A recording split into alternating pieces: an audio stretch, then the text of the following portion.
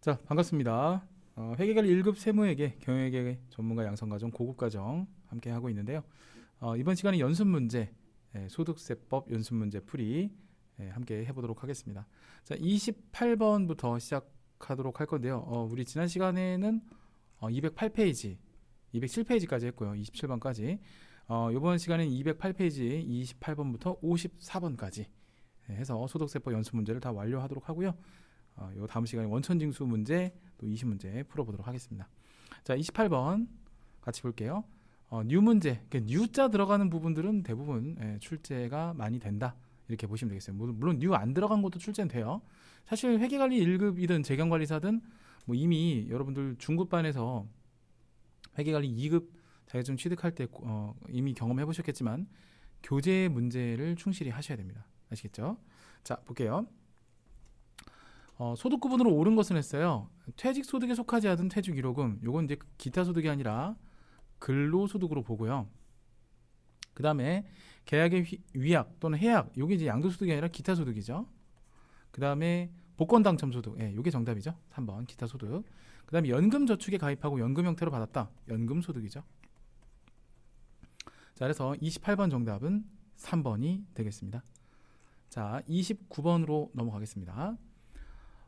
기타 소득에 대한 관한 설명으로 가장 옳은 것을 했어요. 기타 소득에 관한 문제가 되겠습니다. 회계 강의의 전문 강사의 강의료는 기타 소득이 아니라 사업 소득이 되겠죠. 사업 소득. 본래 자기가 하는 일을 하는 거니까. 자, 다음 2번.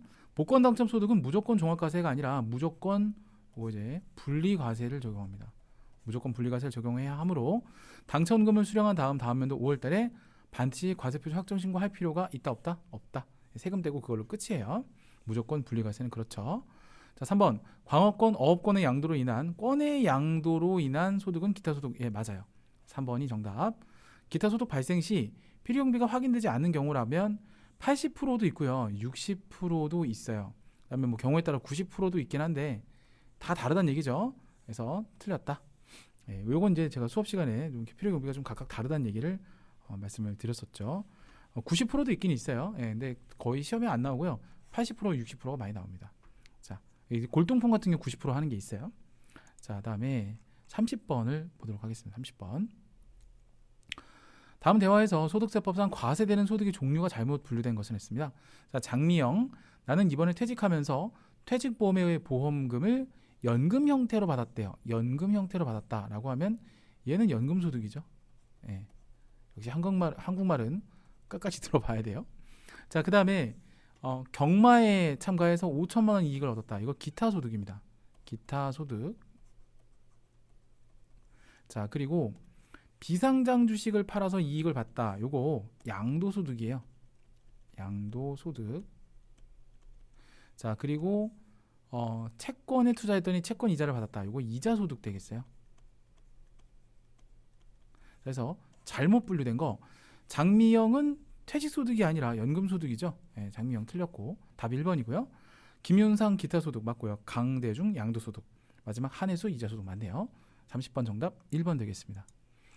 자, 31번으로 넘어가겠습니다. 다음은 김삼일 씨의 2020년도 소득 내역이다. 소득세 원천징수 포함이에요. 과세되지 않는 항목은 단기 저축성 보험 차익에 대한 보험에 대한 보험 차익, 요거 이제 이자 소득으로 보죠. 이자 소득. 원천징수 하죠. 과세합니다. 소득세 과세. 단기든 과세하죠. 장기를 과세 안 하고요. 고용보험법에 의하여 받는 실업급여. 실업급여는 비과세 근로소득이에요. 그래서 과세를 하지 않습니다. 실업급여 받는 거 짠하잖아요. 그죠? 불쌍하고 짠한 거 과세 안 한다 그랬죠? 자, 다음 3번. 아파트 건설 현장에서 일용 근로자로 일하고 받는 일당 15만 원.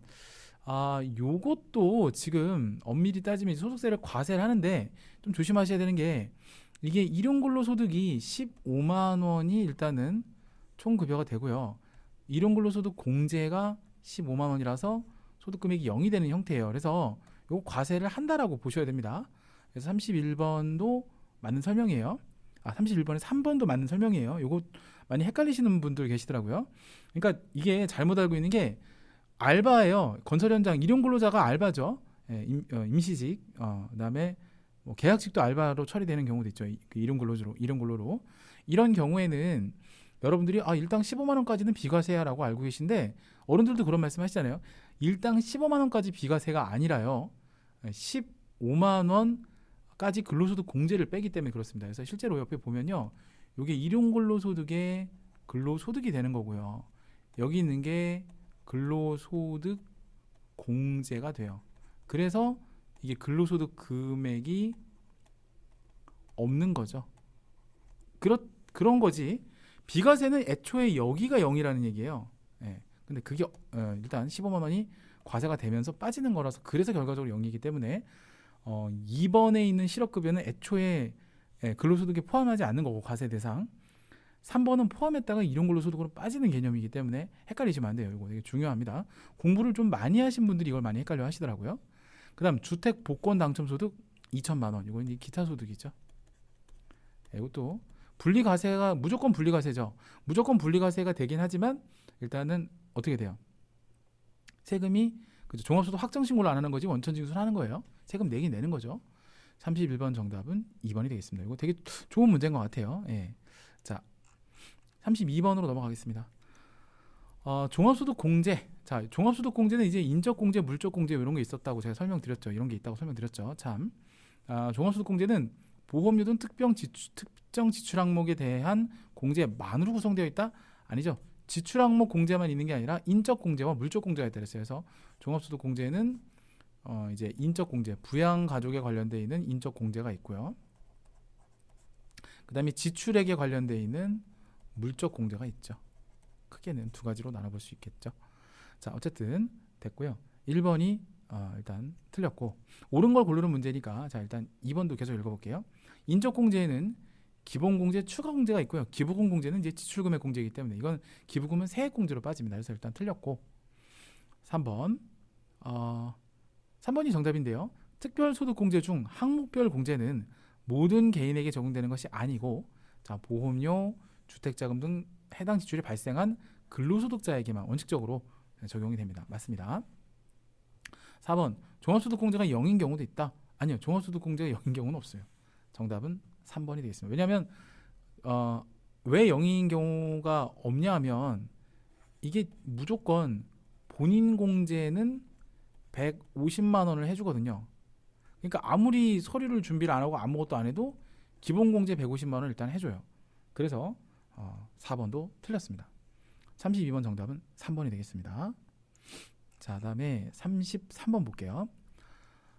소득세법상 기본공제를 적용할 수 없는 사람은 누구인가? 라고 돼 있어요. 사람을 물어봤으니까 이제 인적공제에 대한 얘기겠죠. 그 기본공제를 적용하려면 두 가지 요건을 본다 그랬죠. 일단 소득의 요건을 보고 연령의 요건을 보고 물론 이제 배우자는 소득만 보죠. 자, 볼게요. 신종수 저와 함께 살고 계시는 장모님은 62세이며 소득 금액이 없다. 그럼 이제 공제가 돼요. 신종수의 장모님은 공제가 되는 분입니다. 자, 구진영 저와 함께 살고 있는 부친은 57세. 요거 나이 요건을 충족하지 못하죠. 그리고 배당 소득 금액이 60만 원 있다. 근데 소득 요건은 충족하지만 이 연령 요건 충족이 안 되기 때문에 구진영의 부친은 공제가 되지 않습니다. 2번 정답이고요. 자, 김삼일 저는 소득 금액이 전혀 없는 22세 장애인 아들. 자, 장애인의 경우에는 그쵸 소득의 요건만 본다 그랬죠. 이것도 공제가 가능하죠. 김삼일의 자녀 장애인 아들 공제 가능합니다. 조남산 아내는 일단은 연령 요건은 보지 않고 소득 요건만 보는데 소득 요건이 100만 원 이하죠. 맞습니다. 그래서 공제가 가능하죠. 정답 2번 구진영의 부친이 공제되지 않는 대상입니다. 자, 34번을 볼게요. 이거 이제 계산 문제로 많이 나오는 문제거든요. 요건 판단을 잘 하셔야 됩니다. 김삼일 씨의 종합소득 공제 대상자에 대한 설명이다. 인적 공제 중 기본 공제 금액으로 오른 것은 기본 공제라면 이제 기본 공제, 추가 공제가 있죠. 근데 기본 공제, 인적 공제만 가지고 판단하는 거예요. 자, 우선 저는 이거 다 한번 계산해 볼게요. 기본 공제 금액과 추가 공제도 한번 구해 볼게요. 자, 우선 본인 공제 가능하죠. 그 다음에 뭐 이건 뭐 안 봐도 돼요. 이건 이제 남성, 배우자, 자 여성. 근데 잠깐만 이름이 똑같아. 이거 뭐 오타야. 아니 어떻게 그럴 수 있지? 부부가 이름이 같아. 이거 뭐 말도 안 되는 소리야.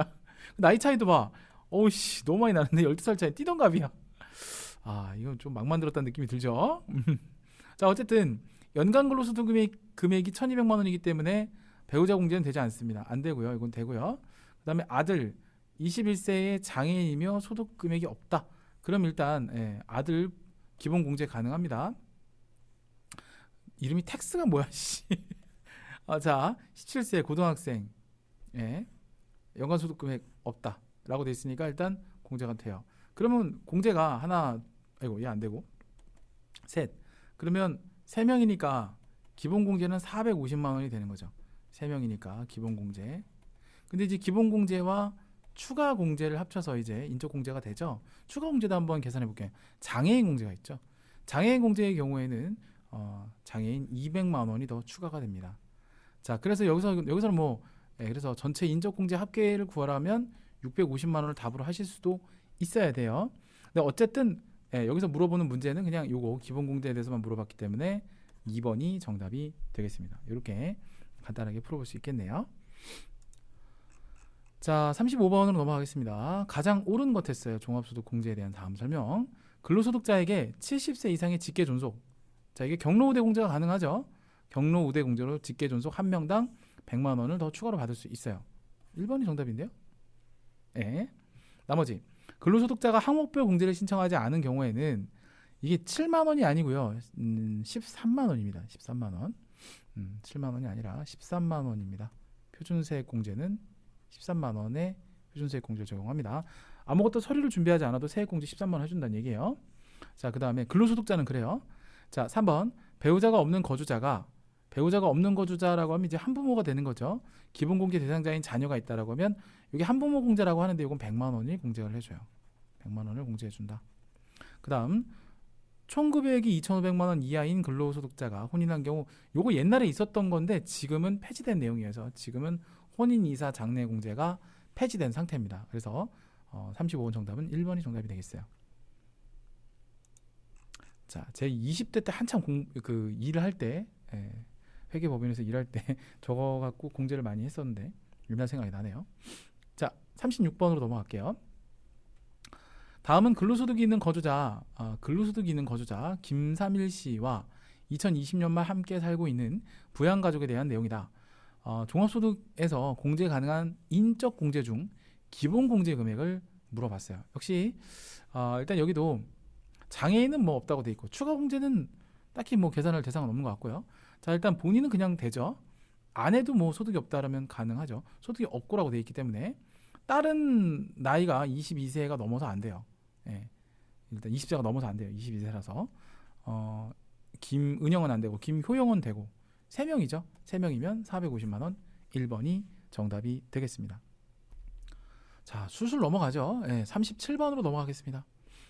자, 근로자 김삼일 씨는 패스트푸드점에서 부업을 하면서 매월 25만 원씩 받고 있는 아내가 있대요. 배우자 공제 대상이 되는가? 일단 부업이라고 되어 있고 이게 근로소득으로 봐야 되나 이런 근로소득으로 봐야 되나 하는데 만약에 이게 근로소득으로 본다면 25만 원씩 곱하기 12달을 계산해 보세요. 그러면 25만 원 곱하기 12달 300만 원이거든요. 그럼 총급여가 300만 원이에요. 총급여가 300만 원이면 다른 소득이 없이 근로소득 즉 총급여만 500만 원 이하로 만약에 있다면 총급여 500만 원 이하에 다른 소득 없이 이하라면 부양가족 공제가 돼요. 그래서 일단 1번은 틀렸어요.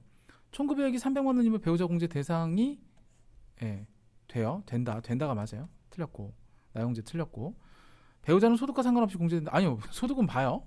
나이를 안 보는 거지.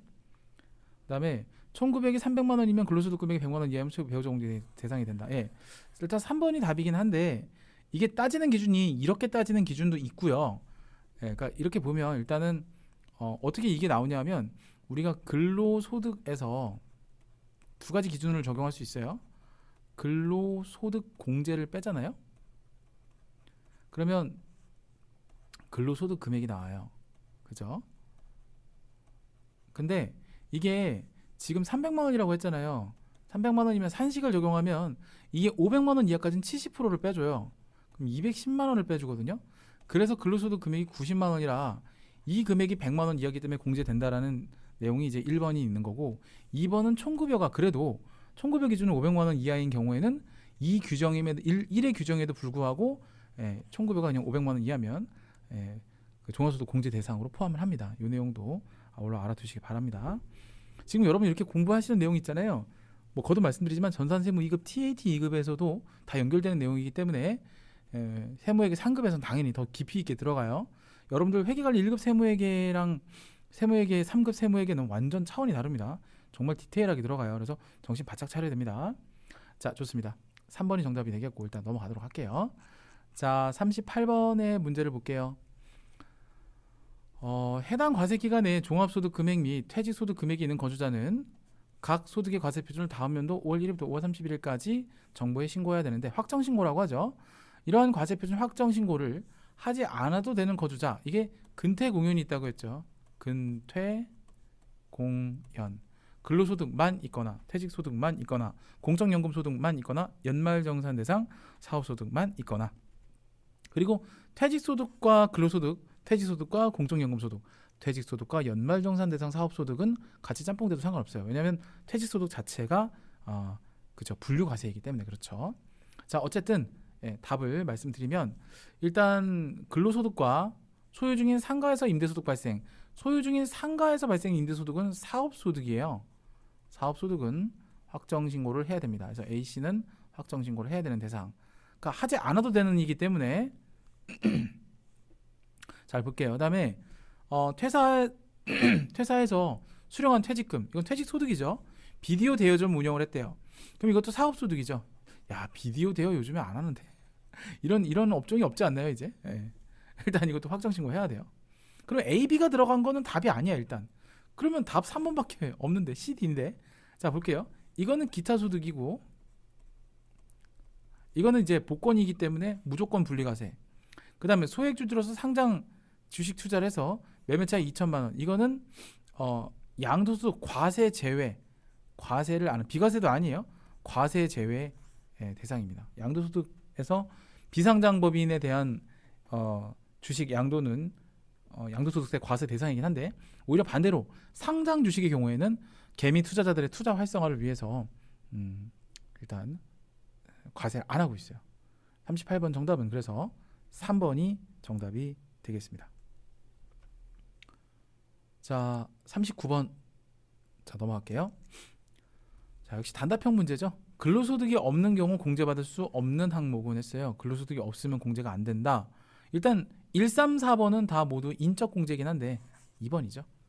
2번이 정답이 되겠습니다. 39번 정답은 2번. 자, 40번 이제 세액 공제에 대한 내용이 나오죠. 의료비 세액 공제에 대상에 해당하는 것은 난임시술비예요. 1번이 정답이 되겠습니다. 자, 나머지는 공제 대상이 안 됩니다. 이거는 이제 뭐 미용이라서 안 되고요. 그다음에 건강 증진을 위해서 하는 거 안 돼요. 그다음에 외국에서 지출한 것도 안 됩니다. 국외 지출 의료비도 공제 대상에 해당되지 않습니다. 이거 되게 중요한 내용이에요. 전산세무 2급 시험에 아주 노다지 나와요. 자, 다음 41번으로 넘어가겠습니다. 소득세법상 연말정산에 관한 설명으로 가장 옳은 것은, 자, 중도 퇴직한 자의 연말정산은 퇴직한 달에 급여를 지급하는 때 한다. 이게 정답이에요. 이거 좀 문장 정확한 내용 잘 알고 계셔야 돼요. 자, 나머지 어디가 틀렸는지 볼게요. 회사는 12월분 급여를 지급하는 때 연말정산을 하여야 한다고 돼 있는데, 아니요. 12월분 급여가 아니라 다음 해 2월분 급여입니다. 연말정산하는 시즌은. 그래서 보통 3월 달에 많이 하죠. 다음 해 2월분 급여를 지급하는 때 연말정산합니다. 3번, 근로소득 외에 다른 소득이 없는 자는 연말정산 후 확정신고 안 하죠. 근태공연 중에 하나죠. 연말정산 후 다음에 5월달에 종합소득세 신고 납부를 하지 않아도 됩니다. 연말정산으로 다 종결이 돼요. 자, 4번, 사업소득만 있는 개인은 연말정산을 할 수 있는 건 아니에요. 물론 사업소득 중에서 연말정산 대상 사업소득이 있긴 있어요. 보험 모집인, 방문 판매인, 음료 배달원 뭐 이렇게 있긴 있는데, 그분들 중에서 좀 적은, 수익 금액이 적은 분들만 확정신고를 안 하고요. 일반적으로 원칙적으로 사업소득은 확정 신고 의무가 있는 게 원칙이에요. 그래서 이건 좀 헷갈리겠지만 공부 많이 한 친구들이 많이 헷갈리시는데 1번이 똑 떨어지게 맞기 때문에 상대적으로 보셔야 됩니다. 그래서 정답은 1번이 되겠습니다. 4번은 제가 봤을 때는 이게 옳다고 말하기에는 조금 부족한 면이 많아요. 그래서 41번 정답은 1번이 정답이 되겠습니다. 자, 42번 문제를 같이 보도록 하겠습니다. 근데 이 문제는 제가 좀 드릴 말씀이 있는데요. 일단 문제가 오류가 있고 정답 해설이 408페이지에 나와 있긴 한데 왜 이렇게 풀었는지 조금 이해가 안 가요. 일단 말씀드릴 게 있는데 이제 간단하게만 설명을 좀 드려볼게요. 요거는 우선 이걸 전체를 다 놓고 문제를 푸는 방법을 먼저 알려드릴게요. 일단 보통 시험 문제에 이게 없다고 나와요. 그냥 해서 3천만 원에 1250만 원 이렇게만 보통 나오는 게 일반적이거든요. 이제 요걸 먼저 풀어드릴게요. 대개 문제가 한 90% 이상 이렇게 나옵니다.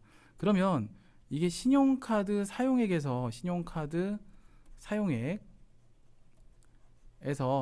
빼기 총 급여의 25%를 빼요. 그리고 딱 다른 게 없다면 여기 딱 15%를 공제해 주는 형식으로 가거든요. 이게 소득 공제액이 돼요. 이게 소득 공제액으로 나옵니다. 일단 소득 공제액이다 이렇게 보면 되겠고, 실제로 금액을 넣어보면 사용액이 1250이잖아요 1250. 진짜 오타가 쩔어요. 이 책 오류가 많아요. 참, 그리고 책이 참 보면 25% 이걸 이제 빼주고 곱하기 15% 이렇게 일단 해주는 게 신용카드 소득 공제 금액이 되거든요. 자, 그러면 저거를 3천만 원 곱하기 25% 이렇게 하시면 이게 이제 750만 원이고 1250을 빼면 500만 원. 소득 공제 금액이 이제 500만 원이 돼요. 이렇게 일단 공제 금액이 나옵니다. 자, 이렇게 보시면 되겠고, 맞는지 다시 한번 검사해 볼게요. 1250에서 3천만 원 곱하기 25. 그러니까 최소한 4분의 1 이상은 써야 된다는 거예요. 자기 연봉에. 그럼 500만 원이죠.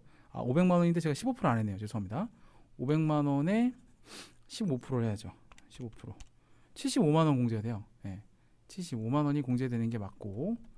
자, 이렇게 하면은 여기서는 이제 정답이 1번이 정답이 되죠. 42번 정답이 이제 1번이 정답이 될 수 있는데, 자, 이제 지금부터 설명드릴 내용은 이제 요거를 이 책이 왜 이렇게 풀었는지 모르겠어요. 근데 일단 제가 한 내용을 다시 한번 이제 요대로 했을 때 다시 한번 이제 풀어드리면, 우선 총급여가 이 3천만 원 이렇게 되어 있고요. 이렇게 두 가지로 나눠져요. 그러니까 곱해주는 율이 틀려요. 그러니까 예를 들어서 신용카드 사용액 금액이 일단 750만 원 있죠. 750만 원에서 자 빼기 자 3천만 원 그쵸 곱하기 25% 요걸 이제 빼요. 자, 그럼 사실 여기서 곱하기 15% 이렇게 일단 하나를 계산해 놓고, 또 나머지 500만 원이죠. 500만 원에서 이제 전체 금액인 40%. 그러니까 앞에서 이제 차감한 금액은 빼고 이제 앞에서 이걸 이제 뺀 나머지니까, 잠깐만요. 원래 답은 그래 똑같이 나오긴 해요. 곱하기 40%를 이렇게 하시면 되거든요. 그러니까 이제 합쳐서 이게 1250인데 얘는 일단 한 번에서 빠져서 이제 0이고 얘가 200만 원이 되고 이렇게 되거든요. 그래서 여기 이제 어떻게 되는 거냐면 전통시장 사용분이 있잖아요. 그럼 일단 일반 신용카드 사용분하고 전통을 나눠줘요. 그래서 얘가 이제 빼기서 한도 금액이 없으면 이제 0이 되는 거고, 여기서 40%. 이 40%가 어떻게 나왔냐면, 여러분 교재 185페이지에 가보면 맨 상단 부분에 그 전통시장이나 대중교통의 경우에는 40%를 해주는 게 있어요. 그걸 얘기하는 거예요. 그러니까 이 40% 율은 여기 일반 신용카드의 경우에는 15%를 해주고요. 총급의 4분의 1을 빼주고 25%를 빼주고, 전통시장이나 대중교통의 경우에는 20%를 40%를 빼준다. 곱해준다. 이렇게 보시면 되겠어요. 그래서 요 금액이 이제 산출이 돼요. 그래서 답이 이제 결과적으로는 3번이 되는데, 그 408페이지에 나와 있는 그 여러분 정답 해설을 보면 이렇게 해야 되거든요. 근데 답이 이상하게 나왔어요. 그래서 일단 이 얘기를 좀 바로 잡고자 말씀 좀 드려봤어요. 각각 계산하는 게 맞거든요, 원래. 자, 넘어가고요. 43번으로 보겠습니다. 그 42번 관련돼서 문제 푸시다가 또 이해가 안 가시는 분이시면 저한테 질문하세요. 제가 다시 한번 이해를 가게끔 설명드릴게요. 예. 이해가 안 가시면 저한테 질문 주세요. 근데 42번 같은 문제는 잘 안 나온다고 봐야 돼요. 거의 여태까지 제가 저걸 넣어서 하는 걸 못 봤어요. 전통시장을. 너무 어렵거든 그렇게 하면. 근데 푸는 요령은 저래요. 예. 딱 떨어지게 해놨죠. 자, 그 다음 43번 사업소득, 소득세법상 사업소득, 법인세법상 각사무소득. 이거 풀어봤던 것 같은데 그죠? 예. 비슷한 문제. 근데 또 문제를 이상하게 돌려놨어요. 원칙적으로 사업소득은 소득 원천설, 각사하면도 소득은 순자산 증가설. 이거예요. 1번이 답이에요. 뭐 이렇게 쉽지? 이렇게 쉬울 리가 없는데. 맞아요. 자, 동일한 경영성과 이익을 가져가면 개인이든 법인 조세 부담 항상 동일. 항상은 틀리죠. 왜냐하면 이제 개인의 경우에는 대표자 인건비를 인정 안 해준다든지 뭐 그런 내용들이 있기 때문에 몇 가지 또 이자 소득이나 뭐 이런 것들도 각 이제 법인의 이자 소득이나 배당 소득은 당기순이익 계산에 포함을 하지만 개인의 경우에는 당기순이익 계산에 포함을 안 하죠. 사업소득하고는 별개로 보죠. 예, 뭐 배당 소득이나 이자 소득으로 보내서 과세하기 때문에 또 유형자산 처분 손익 같은 경우에도 양도소득에서 과세를 따로 별도로 다루기 때문에 같을 수가 없어요. 일단 항상은 틀려요. 같을 수도 있고 다를 수도 있는데 일반적으로 다 다르죠. 그다음 3번 사업소득 유형자산 처분 손실을 사업과 관련 없는 행위로 보아 필요경비를 인정하지 않는다. 그렇죠. 근데 잠깐만요. 유형자산 처분 손실을 사업과 관련 없는 행위로 보아 필요경비를 인정하지 않는다. 이게 복식부기의 경우에는 인정이 돼요. 그러니까 간편장부냐 복식부기냐 조금 틀려지는 부분이 있거든요. 그래서 이것도 간편장부의 경우는 맞는 말이지만 복식부기의 경우는 틀립니다. 이것도 한번 설명을 드렸죠 제가. 그 다음 4번 사업소득과 각사무소득은 대표제된 급여로 송금을 인정을 한다? 아니요. 사업소득은 인정 안 하죠. 각사무소득만 인정하죠. 43번 정답은 1번이 정답이 되겠습니다.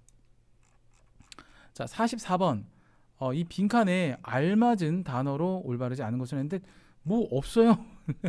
지금 뭐 올바르는 걸 참 지문이 없고 여기만 나와 있죠. 그래서 좀 당황했을 텐데 일단 하나씩 볼게요. 일단 과세표준, 그다음에 산출세액, 그다음에 원천징수세액, 그다음에 차감납부세액인데 딱 봐도 뭐예요? 원천징수세액이죠. 예, 44번에 들어갈 게 그 종합소득 결정세액이라고 합니다. 이게 종합소득 결정세액이라고 해요. 예, 원천징수가 왜 거기서 나와? 말이 안 되지, 그지? 틀렸어요. 자, 됐습니다. 그 다음 45번 퇴직소득입니다. 자, 옳은 것은 현실적인 퇴직, 이게 진짜 퇴직하는 거, 돈 받고 퇴직금 받고 뭐 하는 거, 퇴직금 지급 규정에 의해서 실제로 지급받는 금액만 퇴직급여에 해당한다라고 되죠. 예, 맞아요. 이게 틀린 만 같은데 맞는 만이에요, 이건. 자, 그다음 2번 근로의 제공에 따른 부상, 질병, 사망과 관련해 받는 퇴직금은 불쌍하고 짜놨잖아. 과세하지 않습니다. 과세 안 해요. 자, 3번 퇴직금 지급 규정에 의하지 않고 받는 퇴직위로금이나 그러니까 규정에 없는 퇴직위로금이나 공로금은 현실적인 퇴직으로 인하여 받는 경우하고 틀리고 근로소득으로 보죠. 근로소득으로 봅니다. 자, 다음에 연금 형태로 지급받는 퇴직연금은 퇴직소득이 아니라 연금소득이에요. 그래서 얘도 틀렸다. 정답 1번 되겠습니다. 자, 46번으로 넘어갈게요. 양도소득에 대한 문제입니다. 틀린 것. 양도란 등기 또는 등록에 관계없이 자산이 타인에게 유상 또는 무상으로 이전되는 것. 여기서 틀린 게 유상, 무상은 상속이나 증여죠. 그래서 틀렸습니다. 1번이 정답이 되겠습니다. 자, 나머지 다 맞는데요. 소액주주의 주권상장법인의 주식 양도 과세 안 한다 그랬죠. 이거 정책적으로. 자산의 취득 및 양도 시기는 원칙적으로 대금 청산 일이 원칙이에요. 그 다음 4번 보유기간 및 거주기간이 4년이다 라고 하면 1세대 1주택 고가주택 제외 2년 이상 보유하면 과세를 하지 않죠. 네, 맞습니다. 정답은 1번이 정답이 되겠습니다. 자, 47번 양도소득세 과세 대상이 아닌 것 했어요. 골프 회원권, 특정 시설물 이용권이죠. 이런 것들 양도하는 거 과세 대상 맞아요. 부동산 매매업자가 상가를 판매, 이거는 양도소득이 아니라 재고자산의 판매로 보아서 사업소득으로 봐요. 네. 그 다음 답이 이제 2번이 되겠죠. 자, 3번 주권상장법인 대주주 이거 이거 과세해요. 소액주주는 과세를 안 하지만 대주주는 과세합니다. 영업권을 사업용 고정조사 함께 양도하는 경우, 이게 영업권의 경우에 두 가지가 있어요. 영업권의 경우에 단독 양도가 있고요. 영업권의 단독 양도는 기타 소득이에요. 근데 만약에 영업권하고 사업용 고정자산, 사업용 유형자산, 사업용 고정자산과 함께 위드 함께 양도를 했다라고 하면 그때는 양도소득이 돼요. 이건 좀 중요한 내용이니까 좀 참고해 놓으시기 바랍니다. 되게 중요한 내용이에요, 이거. 자, 그래서 어쨌든 맞아요. 양도소득세 과세 대상은 맞습니다. 47번 정답은 2번. 자, 48번 양도소득세 과세 대상이 아닌 거라고 돼 있는데 소액주주 보유분의 주권상장 주식 이거 과세 안 한다 그랬죠? 48번 정답은 1번이고요. 나머지 다 과세합니다. 자, 49번으로 볼게요. 49번을 볼게요. 다음 설명 중 옳은 것은 중간연합세액은 전년도 과세 실적을 기준으로 계산하는 방법만 있지는 않죠. 그러니까 이게 이제 선택은 아니고 일단 원칙은 고지가 원칙이에요. 중간연합 고지 원칙은. 근데 예외적으로 내가 추계액으로 신고할 수 있어요. 추계 신고인데 이게 실적을 기준으로 계산을 해서 하는 방법이 있죠. 그러니까 전년도 실적을 기준으로 고지하는 방법이 있고, 이거는 전년 실적 당해 연도의 실적을 가지고 하는 방법이 있고 그렇습니다. 그래서 이게 보통은 작년에 1년치에 대해서 반을 고지를 하는데 이거를 6개월치 실적으로 보는 거예요. 1월부터 6월까지. 근데 내가 1월부터 6월까지 실제로 실적을 따져 보니까 저만큼 안 돼. 그러면 보통 이제 3분의 1 이제 미달이거든요. 그러면 내가 직접 신고를 할 수 있어요. 그래서 49번은 일단 1번은 틀렸고, 2번 정당한 사유 없이 휴폐업 신고를 하지 않고 장기간 휴업 또는 폐업 상태에 있는 등 조세 포탈에 우려가 있다는 경우에는 수시부과할 수 있다. 예, 맞아요. 2번이 정답이고요. 3번 1,000만 원의 이자소득이 있는 거주자는 이자소득 수령 시에 원천징수세액을 부담하고 종합소득 확정신고 시 확정신고가 된다. 1,000만 원의 경우에는 조건부 종합과세에 걸리잖아요. 그래서 걸리지 않죠, 참. 그래서 다른 소득과 합하여 종합소득세 신고할 필요가 없죠. 분리과세로서 그냥 납세의무 종결되고 끝납니다. 자, 4번 근로소득만 있는 거주자는 확정신고할 필요 없죠. 연말정산으로서 납세의무가 종결이 되기 때문이죠. 49번 정답은 2번이 되겠습니다. 자, 50번을 볼게요. 계속 중간연합 얘기가 나오는데, 자, 중간연합에 대한 설명이 나오죠. 1번 보시면 중간연합은 매년 1월 1일부터 6월 30일까지의 기간 동안, 이걸 중간연합 기간이라 그래요. 이 기간을 중간연합 기간이라고 합니다. 중간연합 기간. 뭐 이거 수업 때도 다 하긴 했었는데 또 상기시켜 드리려고 한번 읽어본 거예요. 잘 안 보는 파트거든요. 사실 이 파트가 소득에 대해 소득세를 납부하는 것이며 납부기한은 11월 30일이다. 예, 보통은 고지로 납부를 하죠. 맞습니다. 1번 맞고요. 2번 해당 과세기간 중에 사업을 시작하는 자는 중간연합 의무를 지지한다. 예, 작년 거를 가지고 따져서 가기 때문에 올해 신규 개업은 굳이 안 해도 돼요. 이게 신규 개업이라는 뜻이거든요. 올해 신규 사업자의 경우에는 안 해도 됩니다. 3번 사업소득이 있는 거주자는 중간연합 의무를 진다. 예, 사업소득이 있는 거주자만 일단 중간연합 의무를 원칙적으로 집니다. 그 다음 4번 중간연합 세액은 직전 과세기간의 납부세액 기준과 중간연합 기간 중 실적 기준 중 거주자가 선택하여 계산하는 것이 원칙으로 한다. 아니요. 여기서 조심해야 될 건 직전 과세기간 납부세액 기준, 얘가 원칙이에요. 이게 원칙이고 예외적으로 내가 너무 힘들다, 그 실적 기준을 따져보니까 3분의 1 미달이다라고 하면 예외적으로 가능한 거지 절대 선택하여 계산하는 것은 아닙니다. 그래서 틀렸다는 거예요. 이거 되게 중요한 대목이거든요. 예, 세무회계 상급에도 이런 스타일의 문제가 종종 나와요. 잘 봐놓으세요. 50번 정답은 4번 되겠습니다. 그 다음에 51번 볼게요. 이것도 되게 중요한 문제죠. 과세표준 신고 확정 신고 의무 설명으로 올바르지 않은 거. 근태 공연이죠. 그래서 근로소득만 있는 자는 연말정산 납세의무 종결 가능 맞고요. 퇴직소득만 있는 자 원천징수 의무로 납세의무 종결 가능합니다. 근로하고 퇴직이 있어요. 그러면 확정신고 방법은 안 해도 돼요. 퇴직하고 섞인 건 다 관계없습니다. 3번 틀렸고 다 3번이고요. 연말정산 대상 사업소득만 있다라고 하면 그냥 확정신고 방법으로만 납세의무가 종결 가능이라고 되어 있는데 좀 말이 이상하죠. 저 연말정산 대상 아닌이구나. 죄송합니다. 연말정산 대상 아닌 사업소득. 그러니까 일반적인 사업소득이죠. 이건 확정신고의 방법으로만 납세의무 종결이 가능합니다. 만약에 연말정산 대상 사업소득이라고 했으면 제가 안인을 못 봐서 지금 이랬는데 연말정산 대상 사업소득이라고 한다면 그 자체로 납세의무가 종결이 되긴 해요.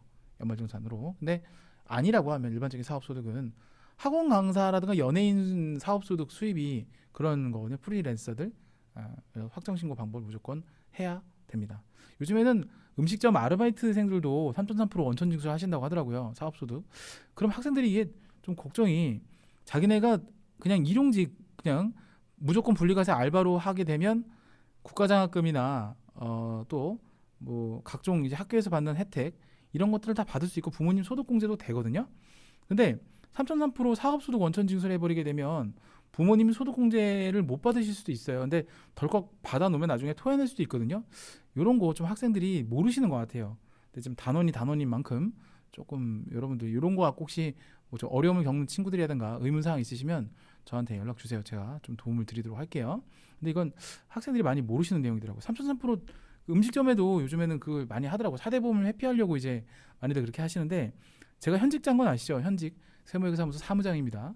그래서 좀 세무적인 부분으로 좀 도움을 구하고자 하시는 분들은 저한테 연락을 하시면 제가 좀 도와드릴게요. 일단 뭐 문제풀이랑은 직접적인 관련이 없는 내용이지만 사업소득으로 신고하시는 알바생들이 있는 것 같아서 말씀드린 거예요. 제가 관리하는 거래처에도 그런 게 있었는데 제가 얘기했거든요. 이런 거를 했을 때 문제점이 생기는 부분에 대해서 다행히도 그분들이 다 이제 뭐 대학교를 졸업하신 분들이라 국가의 어떤 지원을 받거나 하시는 분들은 아니어서 상관이 없는데 부모님 소득공제 나이도 이미 다 지났고 근데 이제 어린 친구들 그러니까 대학교 2학년까지가 문제인 것 같아요.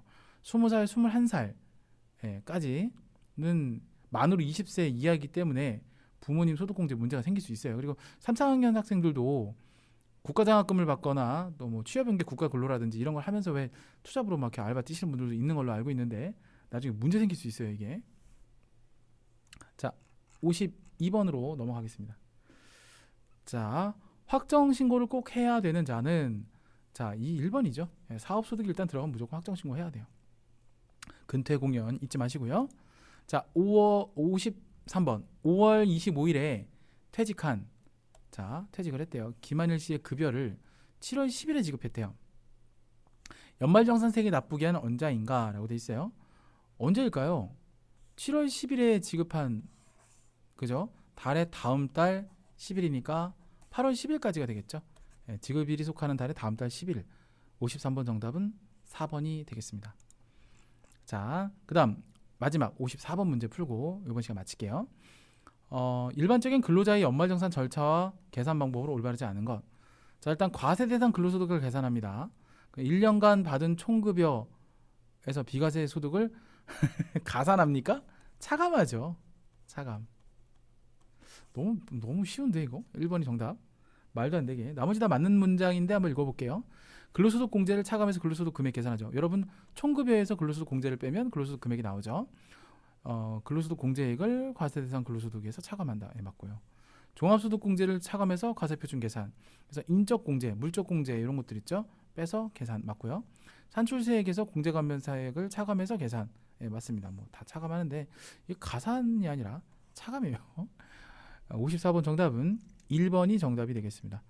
자, 이렇게 해서 여러분들과 함께 소득세법에 관련되어 있는 연습 문제를 두 시간에 걸쳐서 전 시간과 이번 시간 나눠서 이렇게 풀어봤고요. 27문제씩. 다음 시간에는요. 원천징수 실무 문제를 풀어보도록 하겠습니다. 챕터 4의 원천징수 실무 문제를 풀어보도록 할 거예요. 좋습니다. 수업은 여기까지 하는 걸로 하고요. 문제 풀이 하시다가 궁금한 점 있으시면 저한테 질문 주시기 바랍니다. 자, 여기까지 하도록 하겠습니다. 전 다음 시간에 다시 뵐게요. 대단히 감사합니다.